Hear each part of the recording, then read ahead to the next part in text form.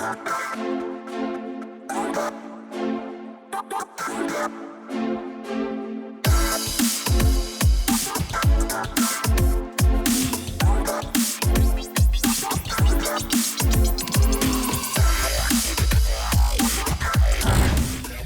what's going on, everybody? Welcome to another episode of Your Intention Matters, the podcast. Thank you very much for being here. My name, of course, is still Paul Medalist, and I am fired up for this one today. Let me tell you, let me get this right. I have 10-time Canadian champion, 3-time world champion, 3-time Olympic medalist. I have the great Patrick Chan on. Patrick, how are you, man? Thanks for being here.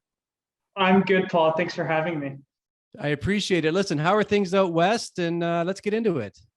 Yeah, things are great. I'm originally from Toronto, if listeners don't know. So I moved here about 4 years ago, and I've just love the weather. I love the very minimal, harsh winters. There's not a lot of snow. It's spring comes early, which is nice. So we're starting to see some the cherry blossoms are blooming now. So it's been really nice. Love it. Well, listen, we are recording this on April 1st, and here in Ontario, we got dumped on with some snow. And I just what happened to the early spring that was supposed to be coming? I'm not really sure. But listen, Patrick, appreciate you being here. Do me a favor, for the handful out there that might not be familiar with you, do me a favor, say hi to everybody, provide a quick intro, and then let's jump into your episode. For sure, yeah. I'm Patrick Chan. So as Paul mentioned, I'm a figure skater and was lucky enough to have a fairly successful career. And I started skating at the age of 6, and 20 plus years later, I live in Vancouver now. I've retired 4 years from figure skating now and started a new career in real estate, commercial real estate with CBRE. I'm a new father as well. I have a 6-month-old boy at home, and yeah, just open to this next journey in my life. Well, I'm looking forward to hearing about it. And so let's get into it. So, Patrick, as you know, the title of the podcast is called Your Intention Matters. And really, it's really built on my foundation that nothing is given to any of us out there. We can't really ride anybody's coattails, and it all starts with what's up top with mindset and intention. And I'm looking forward to you sharing your story. You ready to go? Yeah, let's do it. All right, here we go. So listen, what we do on this podcast is we go back in time. And so let's go back to, you talked about your decorated skating career. Do you recall, Patrick, when maybe how old you were, when maybe there was conversation in your life where you realized, or your parents realized, or there were coaches coming to you saying, this kid's got something here. There's more than just maybe going to the skating rink once a week and kind of doing lessons, but this is something that you really excelled at, and that maybe there was something here that had legs. Yeah, it all happened much later than I think most people think. I started skating, like I said, at 6, but my parents were huge fans of sports and very athletic people. Tennis and skiing were their priorities in life before I came into the family, and I got introduced to just multiple sports at a very young age. I think my mom just wanted to exhaust me after school and just burn all that energy. And I think as how do I say, as a result, I had to pick up a lot of different movements and learn about different movement patterns, and just naturally just trying to wrap my mind around these different sports, and that challenged my mind in a way that I think benefited me into figure skating later on. And I figure skated just very recreationally. I originally planned to play hockey, but my mom put me in figure skating just to learn the proper skating technique. Secretly, I know she didn't want me to play hockey. I'm 5'7". I was $110 maybe then. So yeah. She was just she did not want to see me get ragdolled around the rink and pushed into the boards, whatever. So she really never mentioned it. Once I started figure skating lessons, hockey was conversation. Perfect, yeah. And that's kind of where the journey started. And then maybe I want to say around age 10, 11, 12, where I started being kind of picked out of the group. And I I started trying out with different coaches. My mother was seeking, the top coach in Toronto at the time. And I had to actually try out with a gentleman called Osborne Colson. And he was in his mid 70s, and he's like one of the legends in figure skating. And I had to really just like prove myself that I was worthy of getting lessons from him. And he must have seen something in me. I don't know what it was, but he was really harsh. He was a very, I would say, borderline, like not abusive, but just very strict. Really? And had demanded quite a lot every single time I had a lesson with him. So it really created this like narrative in my mind of like what it takes to please him, which went hand in hand with being successful in the sport. So I had the support of my coach. My parents were very much involved. They were right on that line of like being too involved and not involved. Okay. They just found that perfect balance, because nowadays we see parents, I think, who are almost overly involved in their kids' career, and doesn't give them room to grow on their own, right? So I was lucky to just have parents that pushed me when I needed to be pushed, and then hands off when I had the reins and I felt like I was in control. So Patrick, this is now the early 2000s, if I have your age correct. And so we turn into the new, the new decade and so on. At what point, I know you competed in 2010 Vancouver, and I want to talk to you about that. But at what point was 2010 like on your radar, where you're training for this, and that's the aspiration of qualifying for it, making the national team and kind of getting there? Yeah, so 2006 would have been the Winter Games before 2010. And those were in Torino. They were in Torino, Italy, northern Italy. And our national championships are the Olympic qualifier during an Olympic season. So I remember January 2006, I was a contender to be top three, to be on the podium at the national championships. And so we performed two programs, a short program and a long program. So after the short program, I think I was sitting in like third. So I was technically like going to qualify, but I didn't meet the age requirement, because you need to be 16, at least 16 years old that year. So I had just turned, I think, 15. And so even then, like, I still had questions from the media asking, like, Patrick, what if you qualify? What is gonna be your thought? And what's going to be your train of thought? Like, are you going to be upset? Are you going to protest and say it's unfair? And I was like, right. I was so young. I didn't even know how to handle those kind of questions. And then it didn't matter. I blew the long program. I skated terribly. So I ended up like 6th or 7th. So I was out of the question.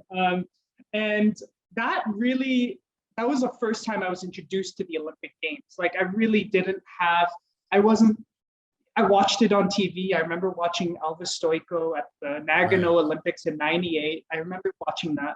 I remember watching the Russians, Pyeongchang, Alexei Yagudin in 2002, Salt Lake City. So it was very much like in the household. Like, we watched it, but I never really thought, like, I don't remember being like, I'm going to go to those games. I was just very much, I think, naturally present in what I was trying to achieve in my own little world of figure skating in Toronto, right? So I didn't really get exposed to the idea of going to becoming an Olympian until like 2007, 2008, after I just started entering into the senior ranks of figure skating on the national level. And then I won my first national title in 2008. And then, the 10 titles to 2018, right? So 2008 was my first title that I won in Vancouver. And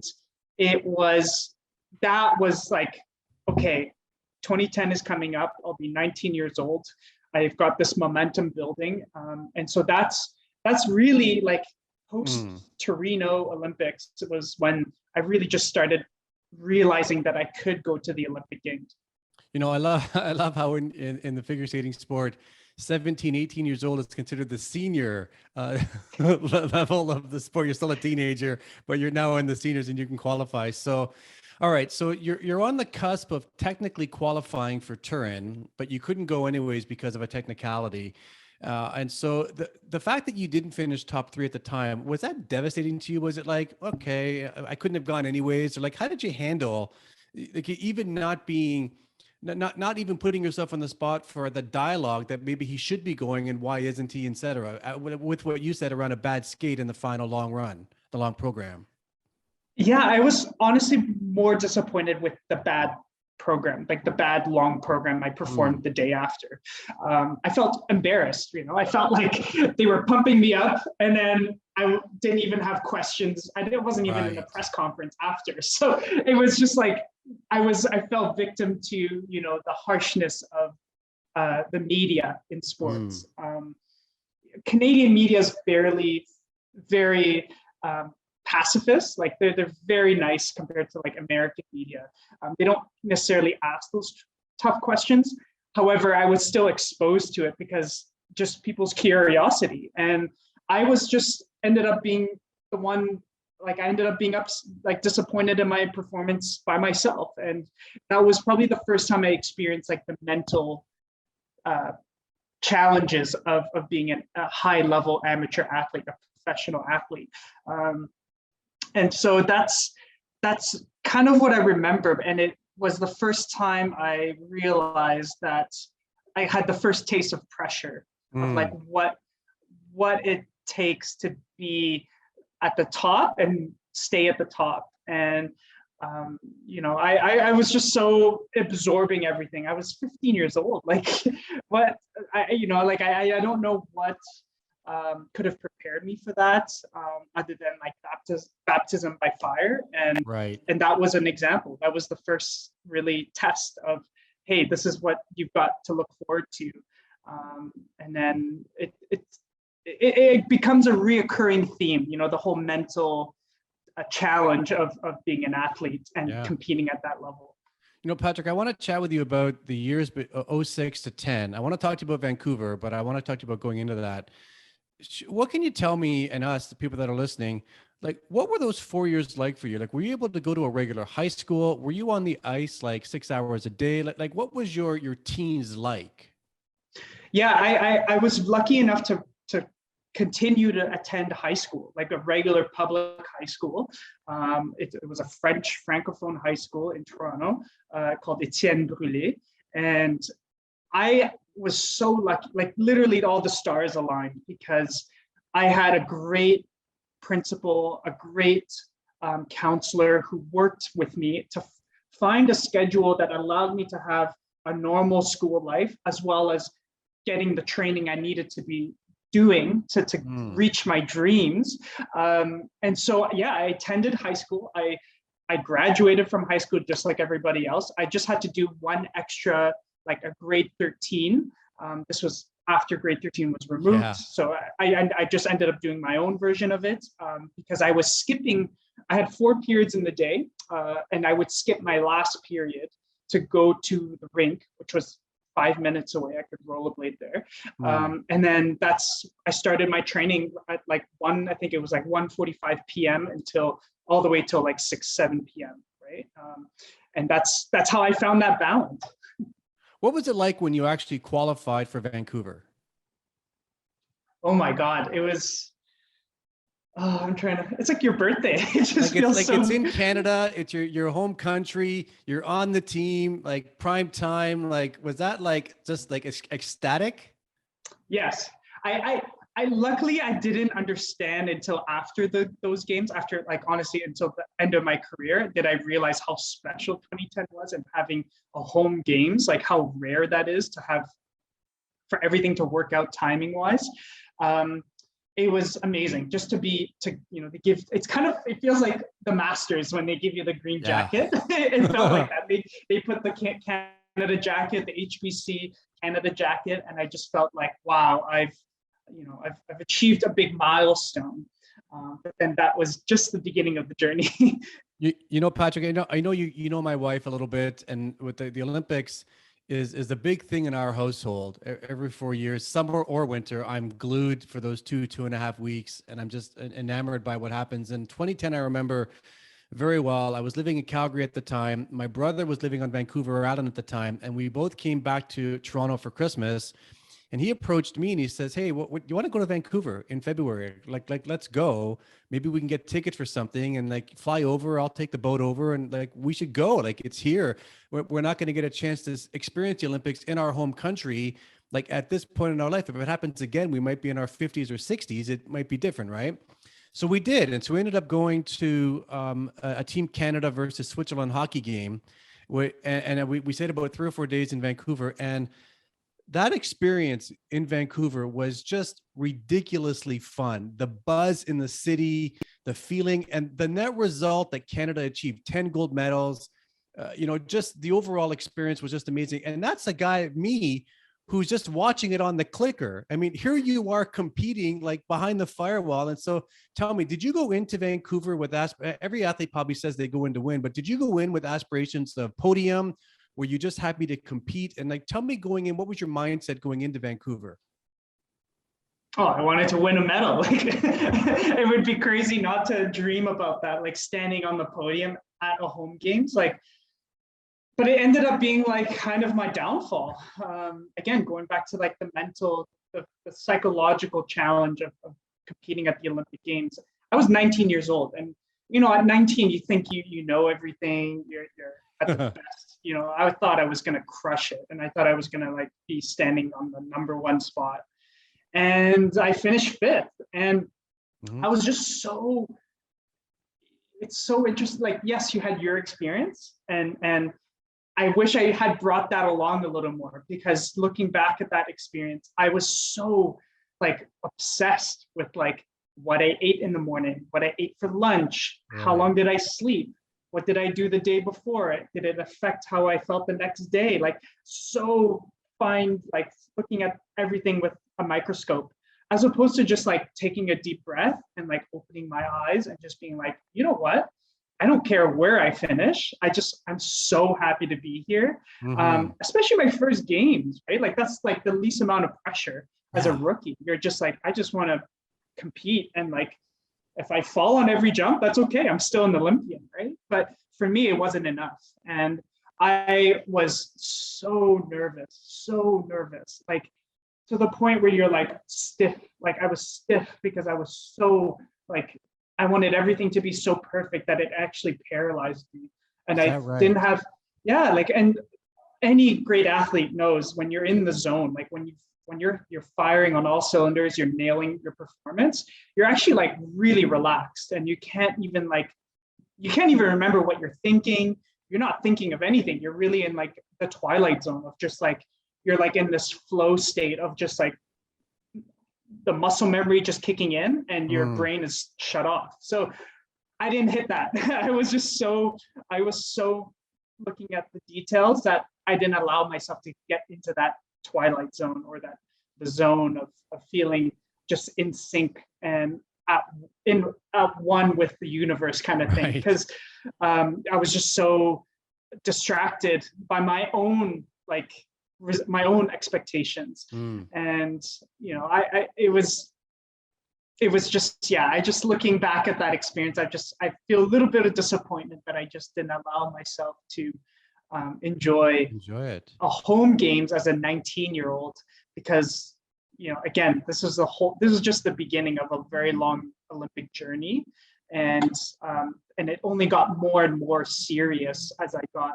further later into my career. So Patrick, when your event ended and the Olympics wrap up, was it circling 2014 Sochi on your calendar right away? Did you get into like a funk where you're like, I need to take a break? Or was it right back, okay, I got to learn from this and I'm back on the horse. Here we go. Yeah, so 2010, I finished fifth. I became so motivated. I went back with my team. My coaching team, we came back, we kind of like brainstormed. We were like, okay, 2014 is the next one. What do I need to do to give myself the best chance for Olympic gold? that was the conversation.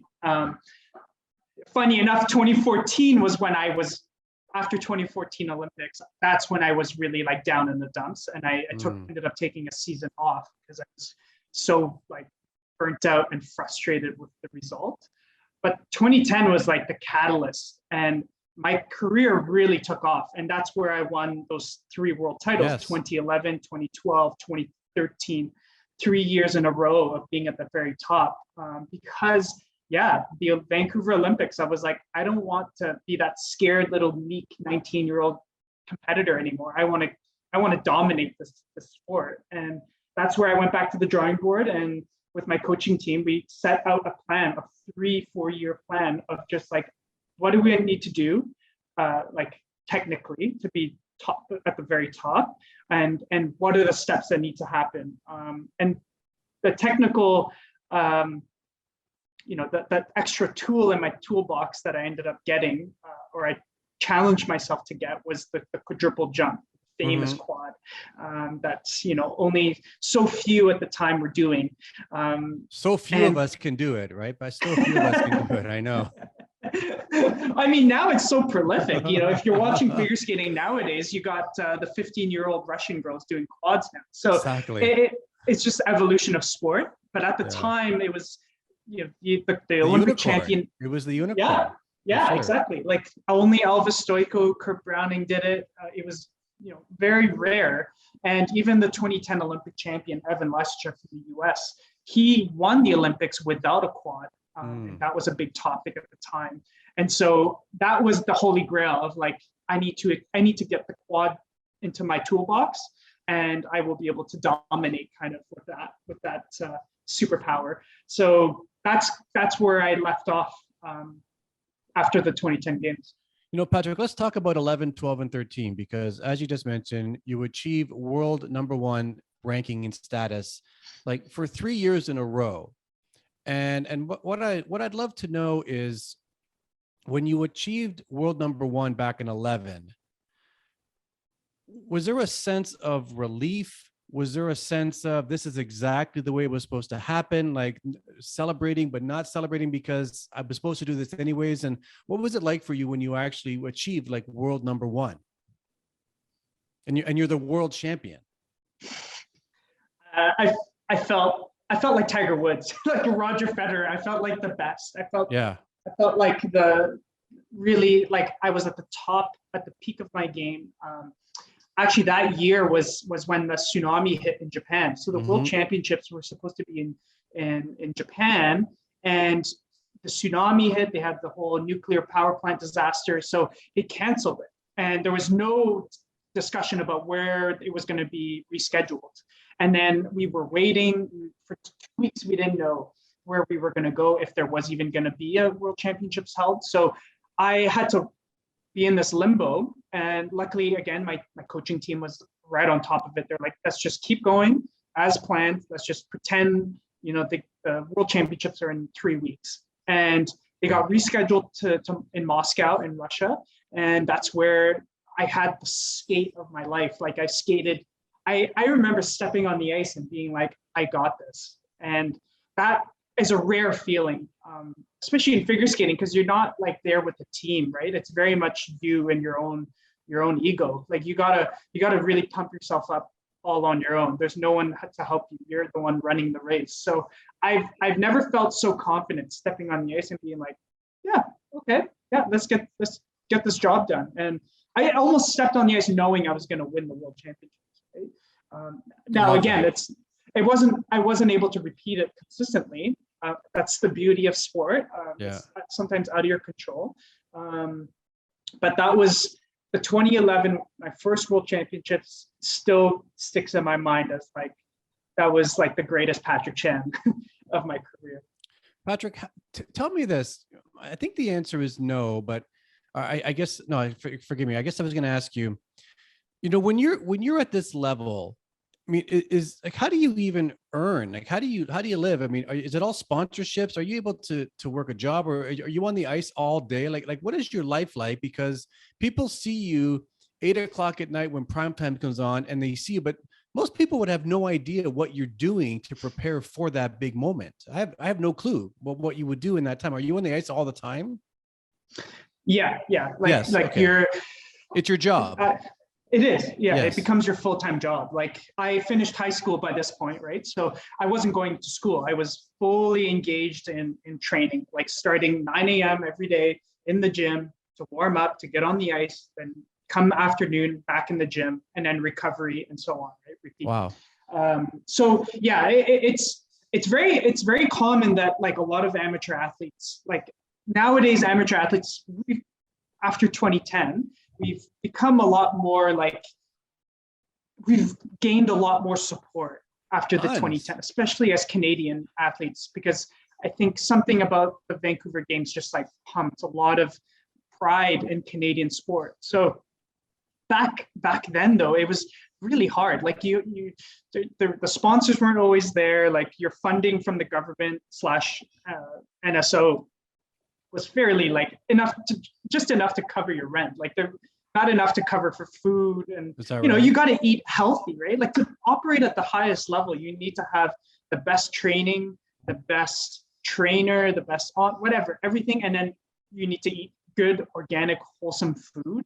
You can't just go to McDonald's and get a breakfast wrap. Like, you gotta put the money, you gotta spend the money to become to be the very best. There's no denying that. So there's a lot of athletes, a lot of my friends were doing part-time jobs. However, if you're training in the US as a Canadian, I can't go get a part-time job, right? Like you need to get a different visa, which costs more money. So it's an endless vicious cycle of just like one roadblock after another.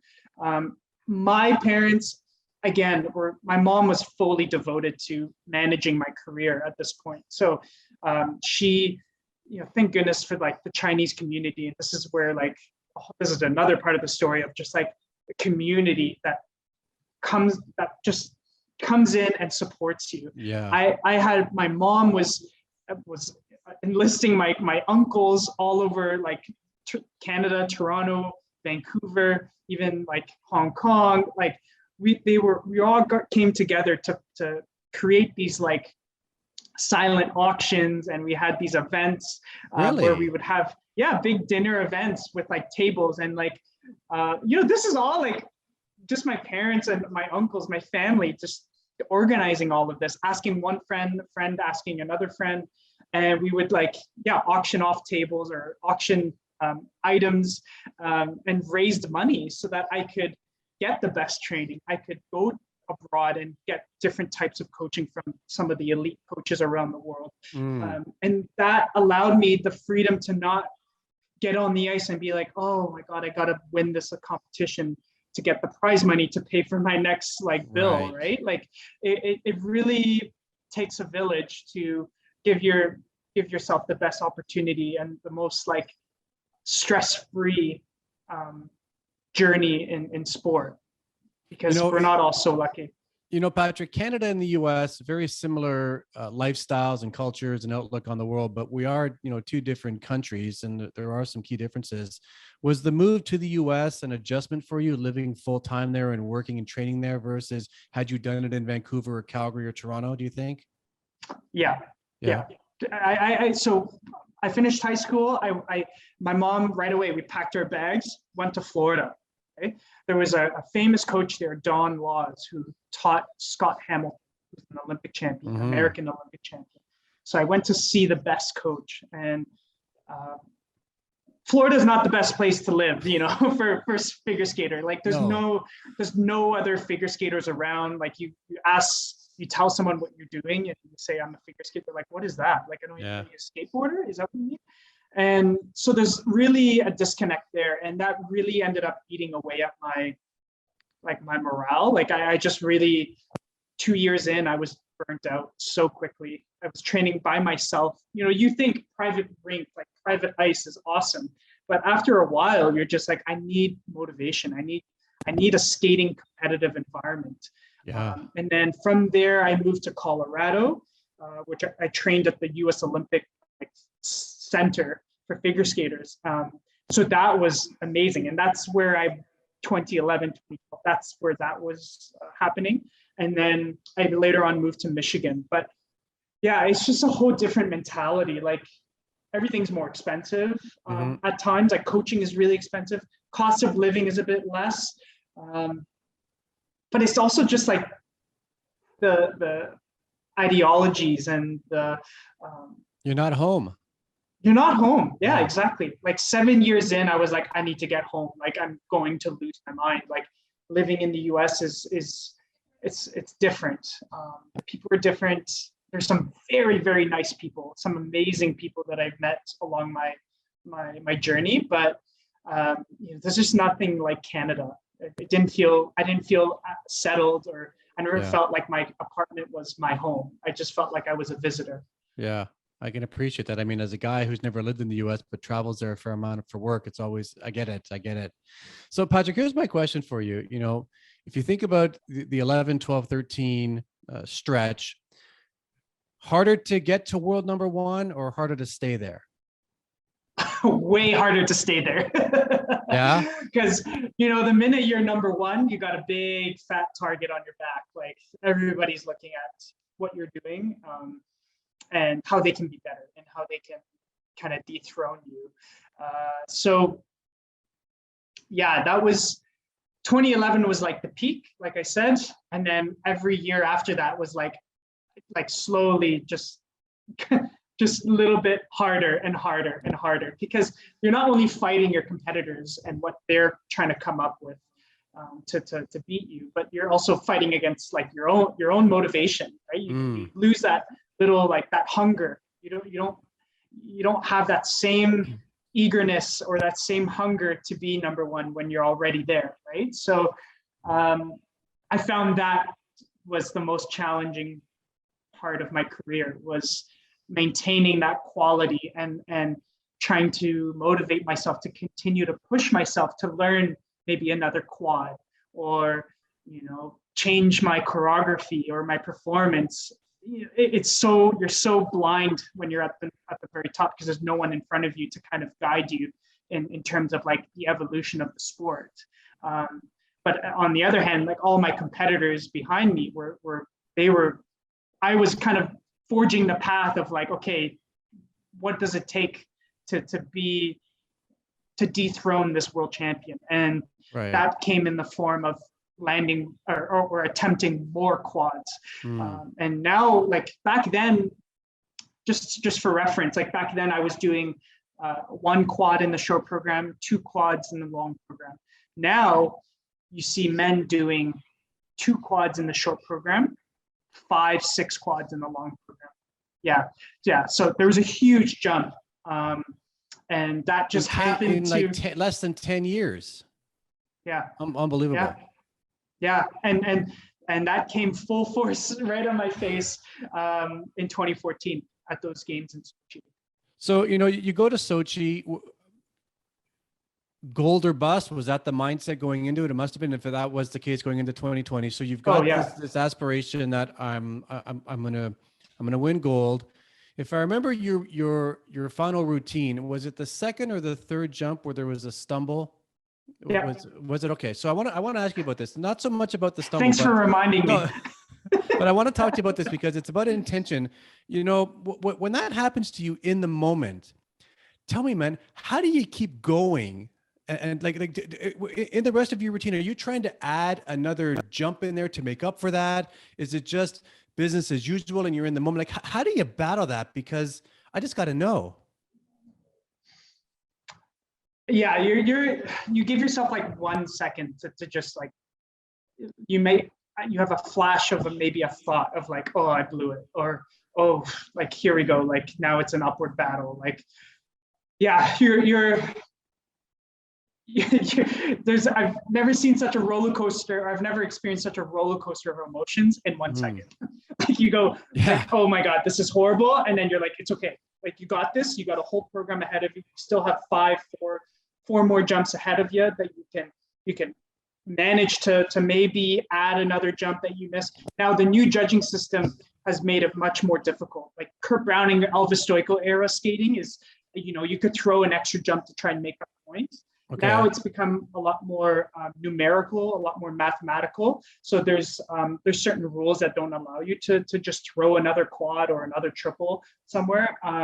So you have those plans. You have a plan, right? You have plan A, plan B usually worked out. You have, plan A, which is like you did everything you planned, and then there's a plan B where if you miss your first jump, your first quad, what does that mean? How does that change the order of the elements, right? So you're constantly like having self-dialogue.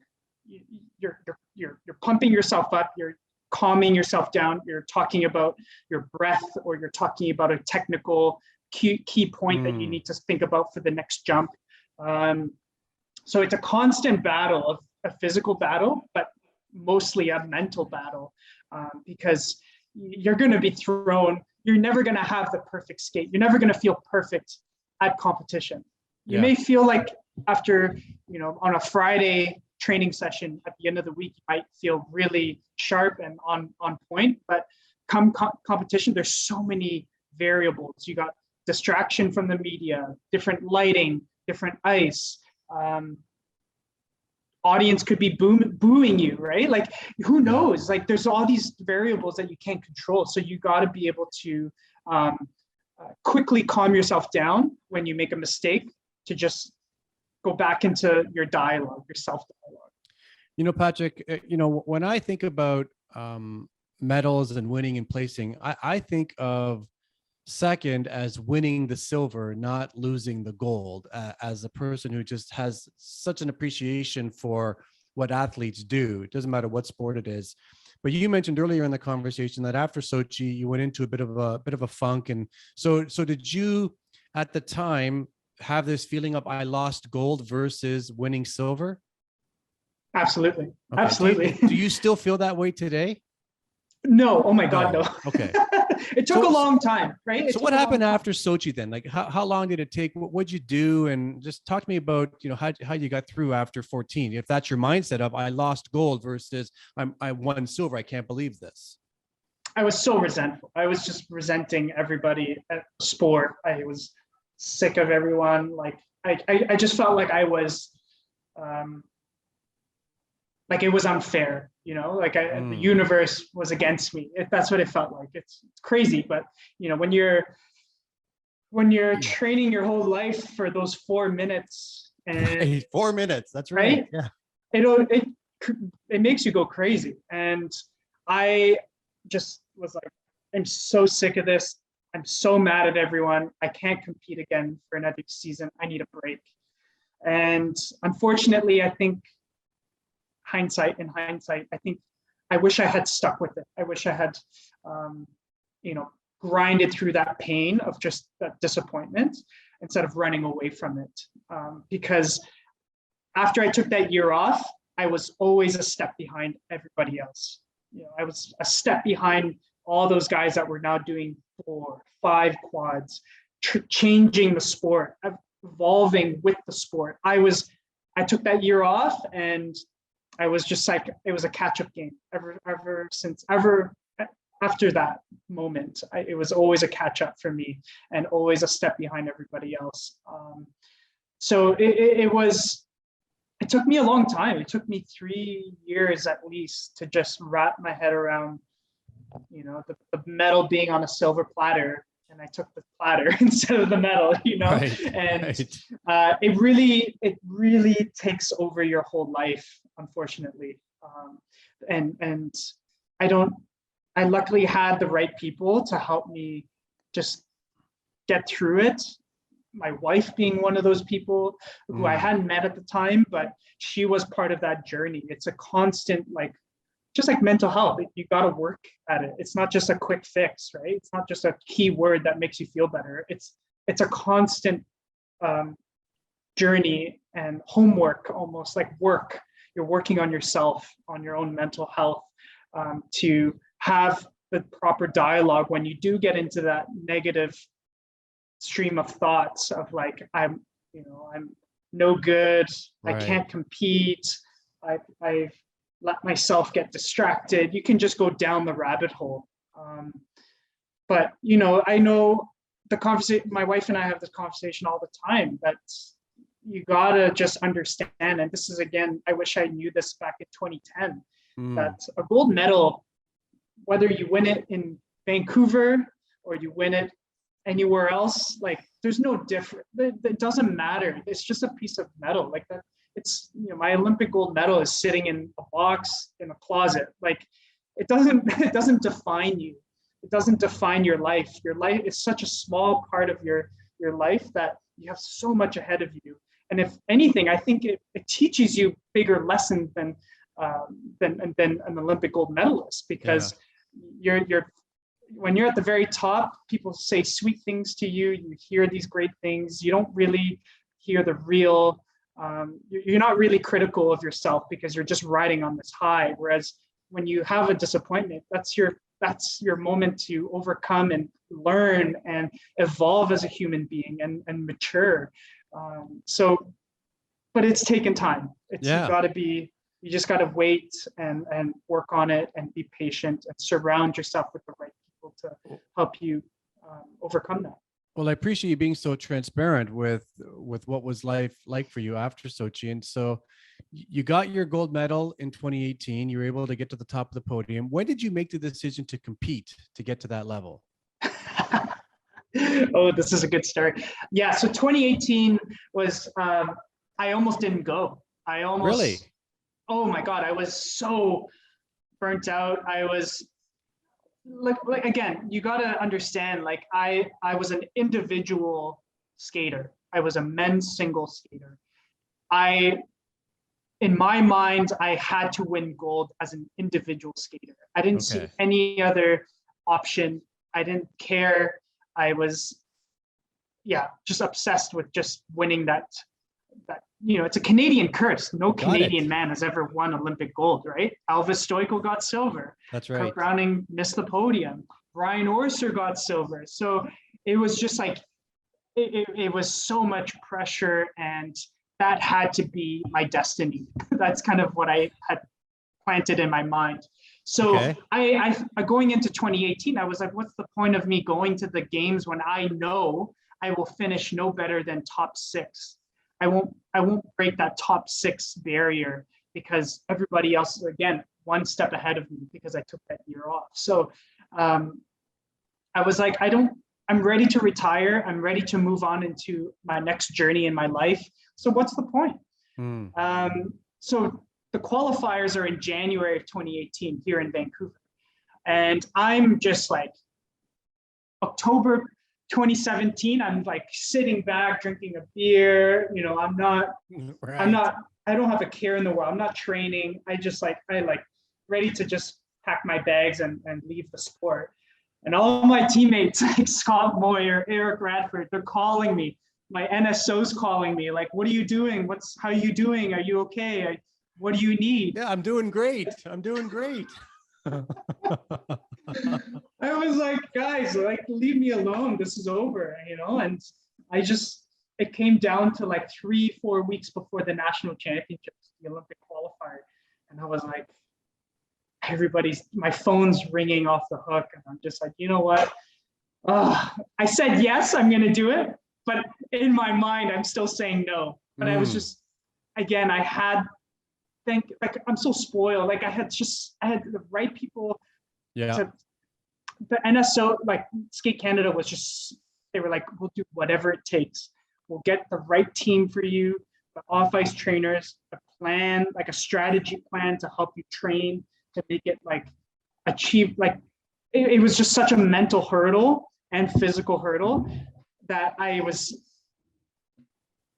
just had to have the right people in place. And I still go back to that moment, and my wife and I think about like, oh my God, like I don't even want to think about that time because it was such a roller coaster of emotions of just like, do I want to do it? Do I not want to do it? Do I want to do it? And then once I got through the Olympic qualifier and qualified for the team, I like had this new fire. I had this new passion. I believed that we had the team because there was a team event that we were planning to win gold, right? That was the goal for the team. So we had the best team that Canada's ever seen. We had Tessa and Scott, we had Eric Bradford and Megan, we had Caitlin Osmond, we had myself. So it was really like, we had the team that we needed to win gold, to beat Russia, to beat the US. And, you know, we get to Pyeongchang and it was a tough ride. Like I didn't have a good short program, had a decent long program, but had Tessa and Scott kind of holding solid, and everybody else skated really well, and, you know, ended up winning gold, standing on the podium with my teammates. That's incredible. And the fact that you were like, it sounds like just 3 or 4 months beforehand, you're like, nah, I'm good. I'm going to watch you guys. I'm with you there in spirit, but I'm all good. And yet here you are, you know, you've got your gold medal, and that's amazing. And so let's talk about after 2018. Had you gone into the Olympics with the mindset of this is my final run, and that you were going to technically officially retire at that point? Was that the objective? Yeah. Okay. Yeah, absolutely. So I want to ask you something, because I'm not an athlete at all. I have no idea what it takes to get to that level, the mindset, the physical skill sets, no clue. But every athlete knows that at some point they're going to have to retire. I mean, just the physical body, it just Father Time works against you and so on. And so how emotional or how hard was it for you to finally say goodbye for good? Like this was your last hurrah. Because you had, at first, the success was ridiculous. Like the success was absurd, what you achieved. And so to walk away from that, talk to me about the decision to retire and to actually finally say goodbye. Yeah, I had to be honest with myself, right? Like I had to see the reality of, okay, what if I decide to continue skating? What will it take? You know, and I was already struggling before those Olympic Games, like to motivate myself to train. And I'm observing the rankings. Like I'm looking at the junior skaters coming up, and I'm seeing what they're capable of doing. And they're doing things that I never imagined myself doing, like 4 quads, 5 quads. I'm like, I can barely do the 1 quad I still was doing back in 2011. So right. You just got to be honest with yourself. You just got to think, okay, am I going to continue? It's not a waste of time, if I decide to train. It's a different path. It's a very challenging path, full of highs, I'm sure, and full of lows. And am I willing to work through those really challenging moments? And at that point, I was just like, no, I wasn't. I had to be honest with myself that I didn't have it in me to have to grind and work and train and get into that zone. Like I didn't have any desire. But again, like my decision to retire was really easy. And then later on, it came, like, it's funny how even somebody who's so confident about their retirement, I still had like 2 years later, even these past Olympics, Beijing, like I have moments of just like, whoa, like I miss competing. I miss that life, that way of life. It's comforting. It's all I've known for the last 20 years. Right. So of course I'm going to want to go back. And of course you're going to have this pull of like, oh, that was a nice time, when I didn't have to worry about anything. I just had to show up to the rink and do my training, switch my brain off, just like do the physical training. There's something nice about that. There's something comforting. Now I'm retired. I have to figure out, okay, how am I going to pay my bills? How am I going to support my family? How am I going to continue to feel competitive and feed that hunger for competitiveness and that hunger for success? Where is that? So you're completely lost. And that's where you see sometimes like Tom Brady coming back to playing football, right? You wonder, like, we will never know. But I wonder if part of it is like that comfort, that sense of comfort, that sense of being, you're Tom Brady is number 1 in that locker room. He's the boss, right? And there's something that keeps bringing you back to your sport and that's usually a sense of comfort. At home, he's definitely number 2. That's we yeah, Giselle is number 1. He's definitely number 2 at home. So listen, it's been almost 4 years since you formally retired, and I've had the chance to know you now for maybe a couple of months or so, and I know a lot has happened, lots going on with you. And so talk to me about life after figure skating. How's it been going? Good. A lot has happened. Look, the pandemic happened. I was riding on this wave of, performing professionally on Stars on Ice, Okay. traveling the world, making a decent living doing that, doing something that's fairly fun. You're with your friends on the tour bus, on the plane, traveling, seeing different parts of the world. It's amazing. Boom, pandemic hits. Change of plans. There's no shows, sitting Right. at home just like everybody else, twiddling my thumbs, wondering what I'm gonna do. You start getting cabin fever, 4 or 5 months into the lockdown. My wife and I are like, oh my God, we're losing our minds. Right. So we're just wondering, what are we gonna do? And luckily, financially, I was stable. I could support ourselves. But I just needed, again, to feed that purpose. You need to find purpose in life. And I just chose this path. I was like, okay, I signed up for this real estate course, during my 2018, during my drinking beer, sitting on the patio. Right. I was like, okay, I'm going to sign up for real estate. This is my way of being I don't need figure skating. I can move on without it. And I was like, oh my God, it's expiring. I need to do this. So Right. it was kind of I was keeping my mind busy. I need to study. It's nice to get back into the books and just have, again, a purpose every day. Monday, wake up. Okay, I need to wake up because I need to study, as opposed to I need to wake up, watch cartoons. I needed something different. So December 2020, I passed my exam, went to UBC, took the exam, passed, and then started going around the city and getting into the commercial real estate world, which was a whole that was a whole experience on its own, right? Just full of fear, doubt, just unknown, feeling starting can skate again, starting from scratch, which in that moment I was like, oh my God, I just want to go back to skating, because this is so uncomfortable. I'm talking to people that don't necessarily know who I am, and I feel like I know nothing about the business, but I just kind of stuck with it, and just with the support of my wife, it was amazing just to have her every day just no, this is okay, stick with it, don't run away, this isn't the right time to give up, you just got to keep pushing through those scary moments and those uncomfortable moments. You'll see the light at the end of the tunnel. So cut to 2 years later, I'm working for CBRE here in Vancouver. So lucky to be a part of a group that's so supportive for someone who's just so new to the industry.